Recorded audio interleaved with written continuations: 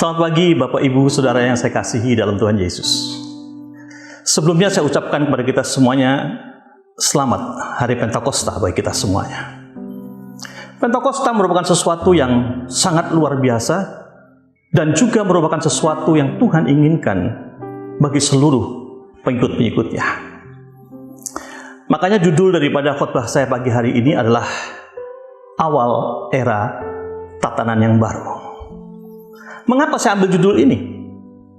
Karena memang dari sejarah yang kita lihat dalam Alkitab, ketika Yesus naik ke surga, maka disitulah mulai satu tatanan yang baru bagi setiap orang-orang percaya. Munculnya seorang rasul yang luar biasa yang bernama Paulus terjadi dalam tatanan yang baru itu.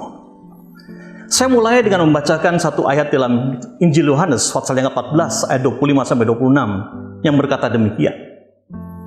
Dicatat oleh Rasul Yohanes apa yang dikatakan Yesus. Semuanya ini kukatakan selagi aku bersama-sama dengan kamu. Tetapi penghibur yaitu Roh Kudus yang akan diutus oleh Bapa dalam namaku, dialah yang akan mengajarkan segala sesuatu kepadamu dan akan mengingatkan kamu akan semua yang telah kukatakan kepadamu. Perkataan Yesus sebelum dia naik ke surga, masih bersama-sama dengan murid-muridnya. Sebelum disalibkan, dia masih berkata kepada murid-muridnya, selagi senyampang aku ini masih ada, aku ingin berkata kepadamu, bahwa aku akan meminta kepada Bapa untuk mengutus seorang penolong bagi engkau, yaitu Roh Kudus sendiri, yang akan mengingatkan kamu akan semua yang telah kukatakan kepadamu. Betapa Yesus memperhatikan kita semuanya. Betapa Yesus memperhatikan murid-muridnya. Bapak, Ibu, Saudara, sebagai manusia kita ini punya kecenderungan untuk lupa. Banyak kita ini mendengar, dan mungkin juga murid-murid Yesus pada saat Yesus mengajar, mereka hanya mendengar, mungkin tidak ada catatan sama sekali.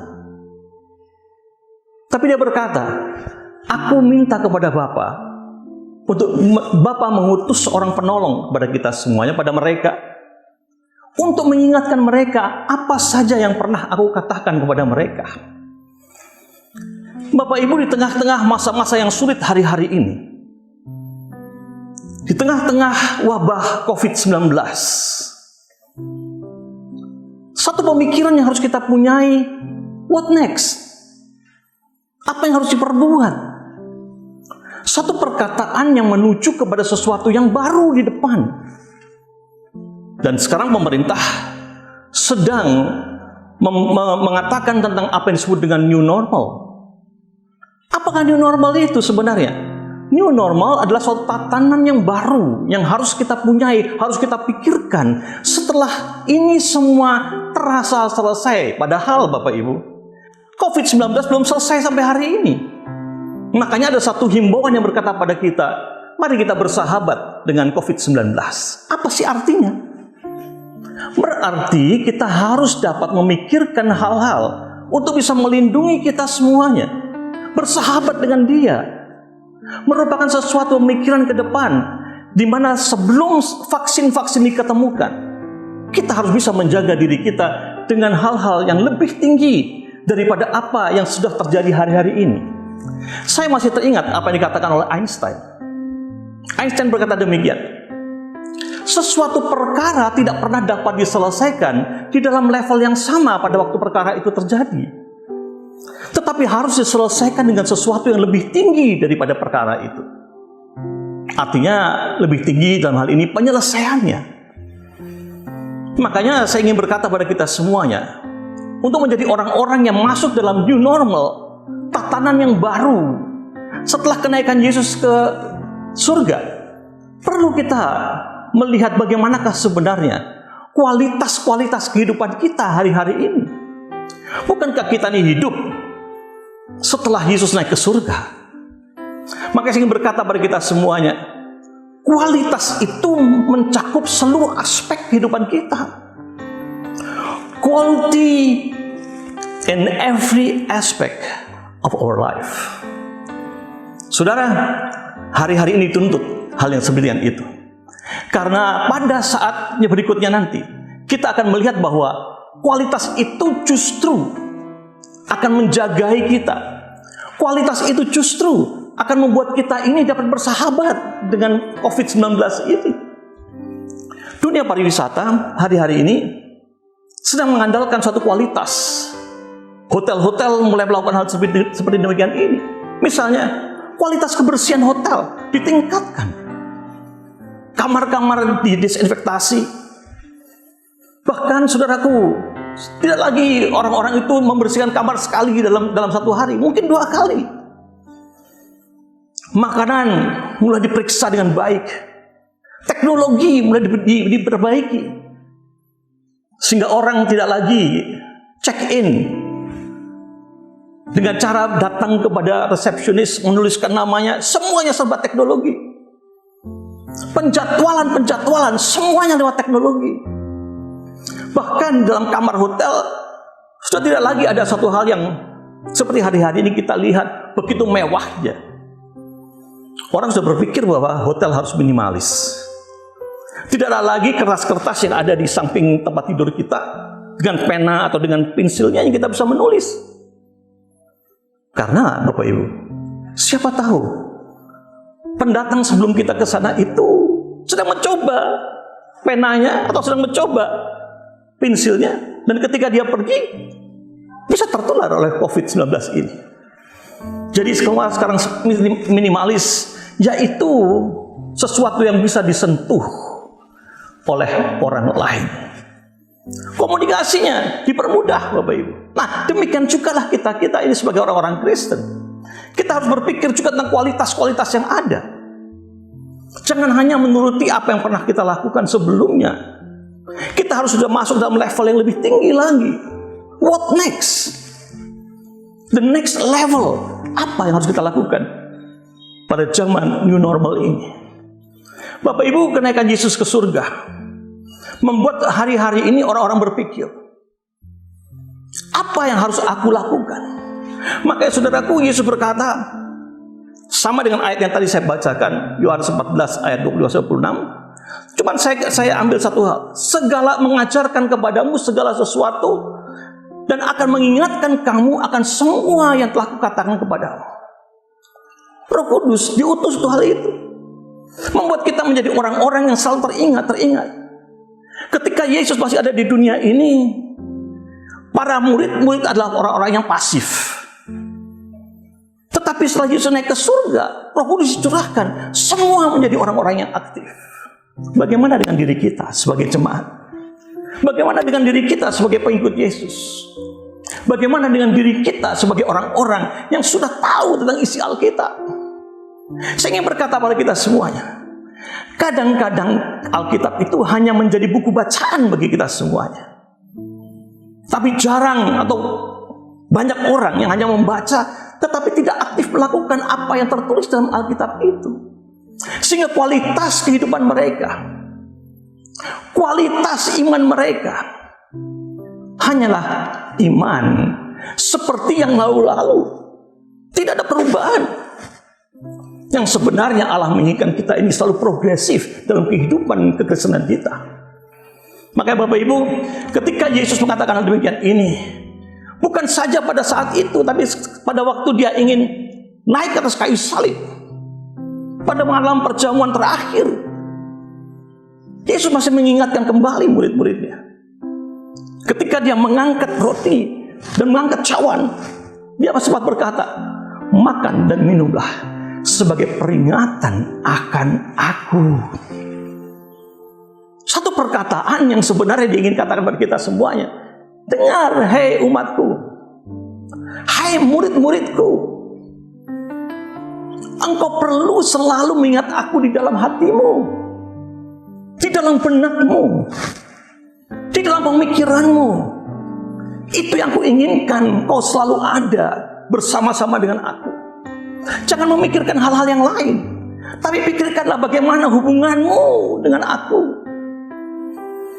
Makanya saudaraku, ketika Lukas menulis di dalam Kisah Para Rasul 1 ayat yang ke-5, dituliskan demikian, sebab Yohanes membaptis dengan air, Tetapi tidak lama lagi kamu akan dibaptis dengan Roh Kudus. Berarti kalau kita dibaptis dengan Roh Kudus seperti baptisan air, berarti kita ini sudah mengambil satu komitmen untuk tetap mengikuti Yesus. Tetapi untuk Dia yang datang kemudian di Roh Kudus, berarti kita harus menjadi orang-orang yang berkomitmen untuk tetap mengikuti Roh Kudus itu. Bapak Ibu saudara kasih dalam Tuhan, ini yang menjadi sesuatu yang hari-hari ini perlu kita pikirkan tentang pencurahan ini. Bahkan saya membaca lagi dalam Kisah Para Rasul 2 ayat ketiga, ketika semua murid-muridnya berkumpul di loteng atas bersama Ibu Yesus Maria ada di sana. Tiba-tiba Bapak Ibu, mereka melihat lidah-lidah seperti nyala api yang menjalar kemana-mana dan hingga pada mereka masing-masing. Di dalam doa-doa menantikan pencurahan Roh Kudus itu, mereka berdoa, tidak berhenti berdoa. 10 hari setelah kenaikan Yesus ke surga, mereka terus-menerus berdoa.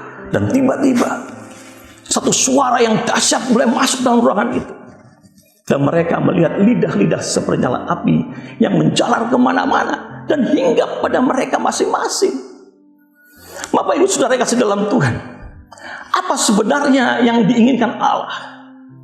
Mengapa justru lidah-lidah api itu yang menjadi gambaran Roh Kudus dan diturunkan di atas mereka? Mari saya ingin membawa saudara dalam satu pengertian yang baru mungkin bagi saudara. Api merupakan sesuatu yang sangat-sangat dahsyat. Karena api merupakan sesuatu yang bisa meleburkan segala sesuatu. Api bisa membakar sesuatu yang tidak berguna atau memurnikan sesuatu yang tidak berguna menjadi sesuatu yang berguna. Kalau kita memurnikan emas atau perak, maka kita pasti memurnikannya dengan api, membuang segala kotoran-kotoran yang ada. Demikian juga Roh Kudus, ketika dicurahkan dari langit, dari surga, hingga di atas kepala-kepala orang-orang itu. Satu hal yang saya menggeluti hal ini dan bertanya, mengapa di atas kepala? Tidak lain Bapak Ibu, merupakan sesuatu di mana Allah menginginkan pemurnian daripada pikiran-pikiran manusia. Pemurnian akal budi kita, pemurnian attitude kita. Makanya Paulus menuliskan, saudaraku, janganlah kamu menjadi serupa dengan dunia ini, tapi berubahlah oleh pembaharuan budimu, sehingga kamu dapat membedakan manakah kehendak Allah, apa yang baik, yang berkenan kepada Allah, dan yang sempurna. Segala sesuatu yang sempurna dimulai dari pikiranmu. Kalau pikiran Anda adalah pikiran yang sempurna, maka segala sesuatu yang kau lakukan pasti sempurna adanya. Bukankah segala aktivitas, segala tindakan kita dimulai daripada pikiran kita? Maka saudaraku, saya sebenarnya ingin bertanya kepada kita semuanya. Saudara yang sedang mendengarkan khotbah saya ini, saya ingin bertanya pada saudara, apakah saudara itu dikendalikan oleh pikiran Anda? Siapa di antara saudara yang dikendalikan oleh pikiran Anda? Saudara mungkin akan tersenyum-senyum dan mungkin berkata, ya aku seringkali dikendalikan oleh pikiranku. Tapi pertanyaan kedua, saudaraku, apakah saudara sering mengendalikan pikiran Anda? Itu jadi pertanyaan kedua. Saya rasa mungkin kita kembali akan tersenyum dan dia akan berkata, iya ya, mungkin aku tidak pernah mengendalikan pikiranku, tapi menuruti pikiranku seringkali aku lakukan. Bapak Ibu saudara yang kasih dalam Tuhan, saya ingin berkata pada kita semuanya, bila pikiran itu dikendalikan, ia akan bisa menjadi sahabat yang sangat berguna bagi kita semua. Tetapi kalau pikirannya mengendalikan kita, ia akan menjadi musuh yang sangat berbahaya bagi kita. Kenapa Bapak Ibu? Pikiran yang baik adalah pikiran yang engkau kendalikan. Engkau menuruti apa yang disebut dengan hati nuranimu. Yang hati nuranimu berbicara tentang apa yang harus kita lakukan. Tetapi kalau pikiran manusia yang tidak terkendali, liar itu, mengendalikan dirimu, dia justru akan menjadi musuh terbesar bagi engkau. Dan banyak kejahatan-kejahatan yang terjadi oleh karena pikiran yang mengendalikan manusia. Saya ingin berkata pada kita semuanya, saudara yang kasih dalam Tuhan, pikiran itu berbeda satu dengan yang lain. Pikiran saya, cara berpikir saya, dan cara berpikir Anda mungkin berbeda, sangat berbeda. Seperti begini Bapak Ibu, kalau seandainya pagi hari ini saya memakai kacamata yang berwarna hijau, maka saya akan melihat segala sesuatu yang berwarna hijau. Memakai warna biru, maka segala sesuatu yang berwarna biru. Memakai kacamata berwarna merah, semuanya kelihatan merah. Tetapi kalau saya memakai kacamata berwarna netral seperti sekarang ini yang saya pakai, maka saya akan bisa melihat semua warna-warna dalam keindahannya. Menurut saudaraku, setiap manusia melihat dengan perspektif yang berbeda. Saya ambil contoh saudaraku, kalau seandainya saudara melihat satu tangkai bunga mawar, kalau seorang botanikus melihat bunga mawar ini, maka dia akan berpikir, dari mana sih asalnya bunga mawar ini? Bagaimana tentang biji-bijinya? Apakah dia punya biji yang bisa mengembangbiakkan seluruh bunga mawar ini? Kalau seorang yang jatuh cinta, kira-kira saudara, ketika mereka melihat bunga mawar ini, apa yang mereka pikirkan? Seandainya bunga mawar ini kuberikan kepada kekasihku, betapa cantiknya dia kalau bunga mawar ini diselipkan di telinganya. Itu kata orang yang jatuh cinta, Bapak Ibu. Tapi seorang artis, ketika dia melihat bunga mawar itu, dia akan menyentuh bunga mawar itu, menyentuh kelopak-kelopaknya, menyentuh daun-daunnya, dan berkata, luar biasa tekstur daripada kelopak bunga ini dan juga daun-daunnya. Seandainya aku bisa membuat satu gaun dengan tekstur yang demikian ini, betapa larisnya kalau itu aku jual. Tapi bagi seorang yang alergi, dia akan berkata, bunga mawar adalah musuhku. Karena setiap kali aku mencium bunga mawar itu, walaupun berbau harum, aku sekaligus dan langsung bersin-bersin oleh karenanya. Dan bagi seorang yang cinta Tuhan, ketika dia melihat bunga mawar ini, dia mengagumi ciptaan Allah yang begitu luar biasa. Dan dia berkata, Tuhan, segala yang kau ciptakan itu indah. Dan indah untuk dipandang. Dan indah untuk digunakan. Bapak Ibu, saya ingin berkata pada kita semuanya, perspektif melihat itu bersifat personal dan unik. Makanya kita perlu menjaga pikiran kita. Untuk itulah sebenarnya Allah, Yesus Kristus, meminta kepada Bapa untuk menurunkan Roh Kudus di tengah-tengah kita, supaya kembali dia menguasai pikiran kita, mengajari kembali apa yang pernah diajarkan kepada kita.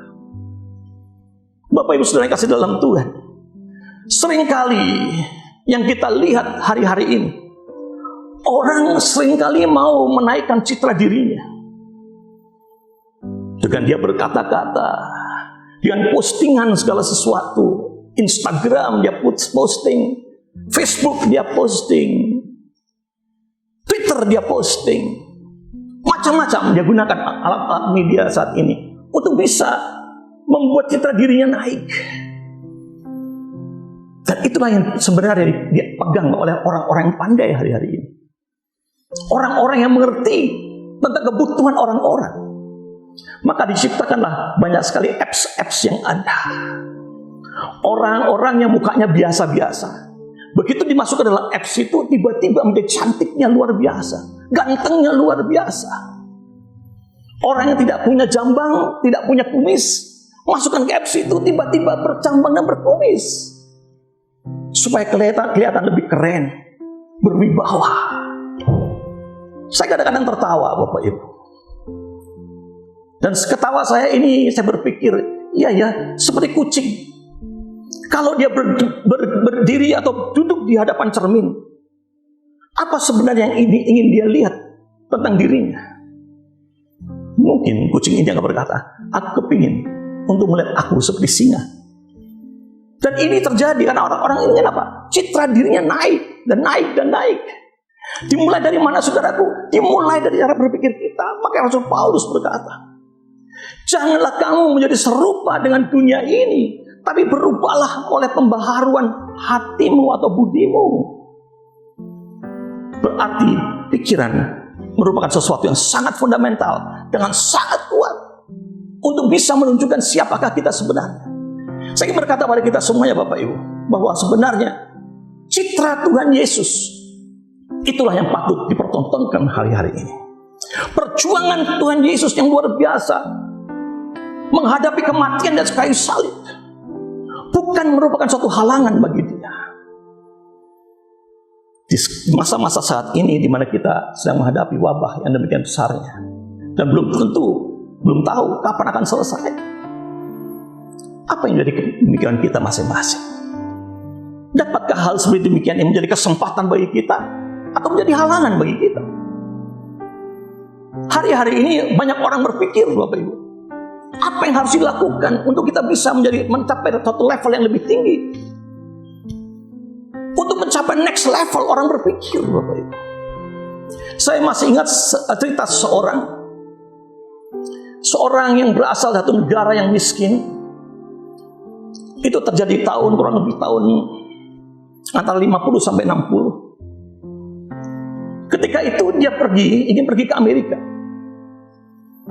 Apa dilakukan oleh orang ini? Dia menumpang satu kapal kargo dan dia berangkat ke Amerika, menumpang kapal itu.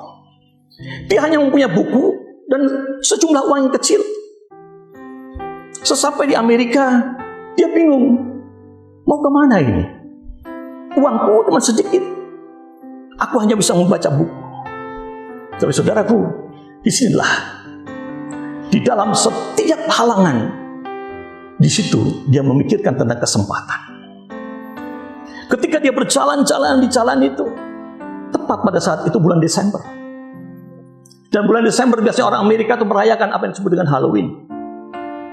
Ketika dia berjalan di jalanan itu, di pinggir jalan dia menemukan satu labu kuning yang kering. Dan dia ambil labu kuning itu, dia bawa pulang ke rumahnya, dibopongnya. Berapa langkah kemudian ke depan, dia menemukan ranting pohon. Diambil dan dia taruhkan di tangannya, bawa pulang. Dalam perjalanan lagi dia menemukan ada kawat-kawat yang ada di pinggir jalan. Dia ambil kawat-kawat itu. Sampai di rumah, saudara, dia membelah buah labu itu. Dia mengosongkan isinya, tinggal kulitnya yang keras itu. Dia mengambil ranting pohon itu, menancapkannya pada labu itu, dan mengaitkan kawat-kawat itu menjadi senar-senar bagi dia. Apa yang dilakukan? Uang kecil, uang tidak punya. Dia pergi di pinggir jalan, mulai bernyanyi dengan alat yang dia buat sendiri dari labu, ranting, dan kawat-kawat itu. Dari hasilnya, Bapak Ibu, dari pemikirannya yang baru, dia bisa pada akhirnya membangun satu gereja. Bukan hanya satu gereja, dia pun bisa mengajari orang-orang lain jadi murid-murid yang luar biasa banyaknya. Dan itulah pertumbuhan terjadi. Bahkan sampai akhir hidupnya, mungkin sudah 100 gereja yang dia bangun. Hanya dimulai dengan buah labu yang kering, ranting pohon, dan juga kawat-kawat yang ada. Kita perlu menjadi orang-orang hari-hari ini, Bapak Ibu, dengan pencerahan Roh Kudus, mempunyai pemikiran yang baru. Apa yang harus kita lakukan hari-hari ini? Gereja-gereja Tuhan tidak boleh berhenti dalam hal ini. Gereja-gereja Tuhan harus melakukan terobosan-terobosan dengan satu inovasi yang baru. Para pengusaha harus memikirkan juga terobosan-terobosan yang baru. Saya ingin berkata pada kita semuanya, kalau tidak, saudaraku, kita akan menjadi orang-orang yang kehilangan citra diri kita. Bapak Ibu saya kasih dalam Tuhan, kata yang perlu digarisbawahi hari-hari ini adalah change. berubah. Semua kita harus berubah. Lihat saja Petrus yang dulunya pengecut, menyangkali Yesus. Setelah pencurahan Roh Kudus menjadi seorang yang paling berapi-api. Sekali berkhotbah 3.000 orang yang bertobat. Semuanya menjadi sesuatu yang tersebar kemana-mana. Murid-murid Yesus tersebar kemana-mana. Perubahan adalah sesuatu yang akan membuat dunia yang baru, pengalaman yang baru, dan bahkan tantangan hidup yang baru. Tapi manusia sering takut dengan perubahan. Karena perubahan itu seringkali menyakitkan kita semuanya.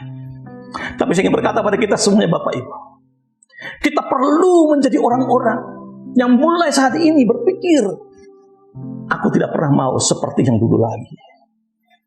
Tapi aku akan memandangi ke depan, memandang kepada Allah di tempat yang tinggi.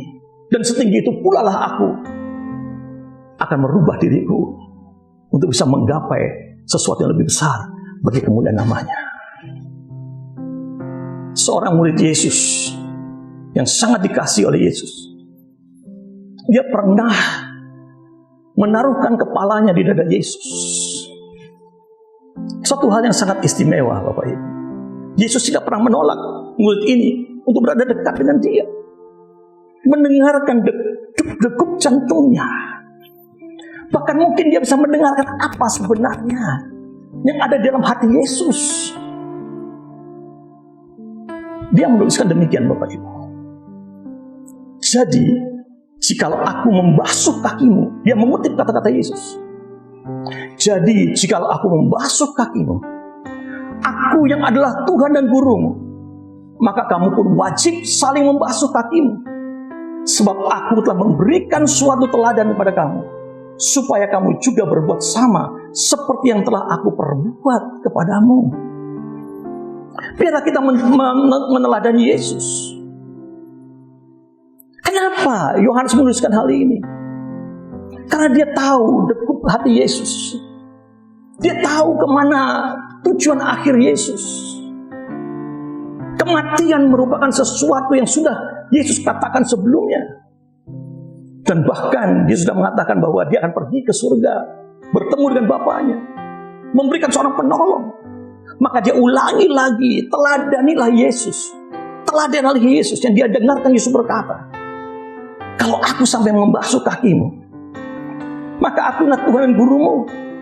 Engkau pun harus melakukan hal yang sama terhadap teman-temanmu yang lain, saudara-saudaramu yang lain. Basuhlah kaki mereka. Pertanyaan hari ini, seringkali kesombongan kita, seringkali keangkuhan kita menahan kita untuk berbuat seperti Yesus.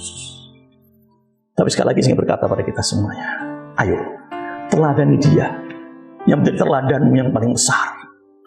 Jangan ikuti dunia ini. Jangan berubah sesuai dengan dunia ini. Dunia sedang memberikan kepadamu segala sesuatu untuk diikuti.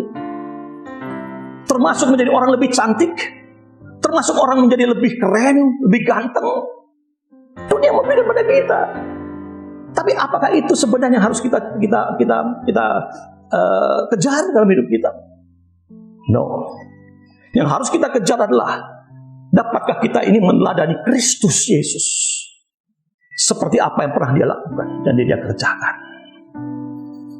Saya ingin menutup dengan satu ayat dari kitab Filipi 4 ayat ke-8 yang berkata demikian. Jadi akhirnya saudara-saudara, semua yang benar, semua yang mulia, semua yang adil, semua yang suci, semua yang manis, semua yang sedap didengar, semua yang disebut kebajikan dan patut dipuji, pikirkanlah semuanya itu. Rasul Paulus mengingatkan kita kembali, pada hari-hari akhir ini, saudara, jangan lagi memikirkan tentang apa yang dikatakan dunia. Tapi dia berkata semua yang benar. Berarti setiap kita perlu untuk mencari kebenaran yang hakiki itu. Karena Yesus pernah berkata, barang siapa yang tahu kebenaran itu, maka kebenaran itu akan memerdekakan engkau. Semua yang mulia, jangan hal-hal yang picisan-picisan yang kita pikirkan. Semua yang adil, semua yang suci, Banyak kita ini mencemarkan diri kita masing-masing dengan macam-macam hal di dunia. Semua yang manis, semua yang sedap didengar, semua yang disebut kebajikan dan patut dipuji, pikirkanlah semuanya itu dengan pikiran yang diperbaharui oleh Roh Kudus, sehingga engkau bisa menjadi orang-orang yang menjadi orang dengan attitude yang benar, sesuai dengan attitude Kristus sendiri. Bapak Ibu Saudara yang kasih dalam Tuhan, mari dalam hari Pentakosta ini kita hanya memperingati pencurahan Roh Kudus di diri kita masing-masing. Tapi mari kita mengintrospeksi diri kita. Apakah kita ini sudah menjadi orang-orang yang meneladani Kristus dalam hidup kita? Saya percaya, kalau saudara melakukan apa yang tertulis dalam Alkitab, jangan jadikan Alkitabmu suatu dongeng bagi engkau, tapi buku petunjuk untuk melakukan segala perintah-perintah Tuhan. Maka hidupmu akan berubah. Hidupmu akan lebih baik lagi daripada hari-hari yang kemarin. Tuhan berkati saudara. Mari kita berdoa. Tuhan Yesus, hamba-Mu selesai menyampaikan firman. Hamba-Mu percaya ya Tuhan bahwa Engkau Allah yang akan tetap menyertai kami dengan Roh Kudus-Mu sampai kepada akhir zaman. Dan jadikan kami ya Tuhan Yesus orang-orang yang bukan hanya melihat Alkitab, firman-Mu yang Kau turunkan itu sebagai buku dongeng bagi kita semuanya, buku pengantar tidur bagi kami semuanya Tuhan, tapi buku di mana kami boleh melakukan seluruh firman-Mu sehingga hidup kami berubah dan mencapai level yang lebih tinggi ya Bapa. Terima kasih Tuhan buat firman-Mu, dan biarlah pagi hari ini Engkau akan memberkati kami semua. Berkati orang-orang yang sudah mendengarkan firman-Mu ini. Berkati mereka dengan pikiran-pikiran yang baru ya Tuhan. Bahkan berkat-berkat yang melimpah. Dalam nama Bapa, Anak dan Roh Kudus, menyertai mereka hari ini dan sampai selama-lamanya. Amin.